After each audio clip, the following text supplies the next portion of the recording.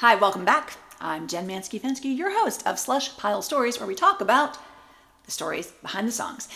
Today's topic is when love makes you write songs about Norwegian sweaters. So what is that? What does that mean? Well, I just made a video about my song Norwegian Sweater, and it has a chorus that goes like this.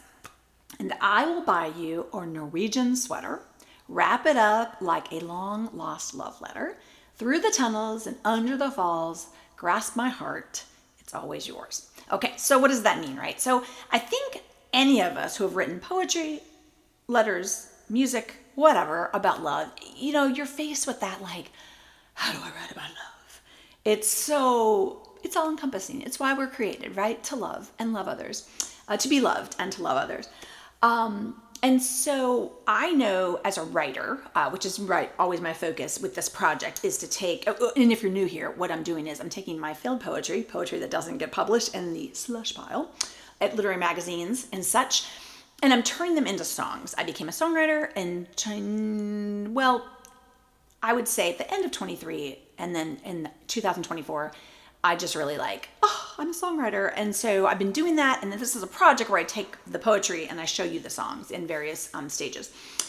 So today, Norwegian Sweater, that was an example of me saying, okay, gosh, I have to express this feeling.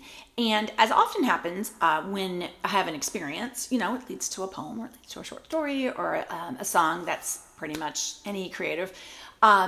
And in this case, we were in Norway, which is insanely beautiful. And I had the idea that you would have this storyline.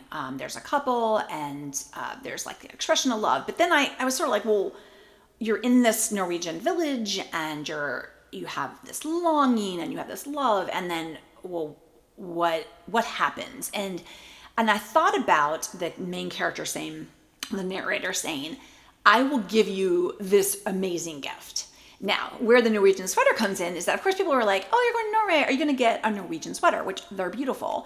And so I'm thinking of this narrator, and the narrator is like, what is the most lavish thing I can give you that's accessible? I mean, it's not like, I will give you $1 million or I will give you diamonds, but what is this thing that is precious, gorgeous, expensive, and I thought, I will give you a Norwegian sweater.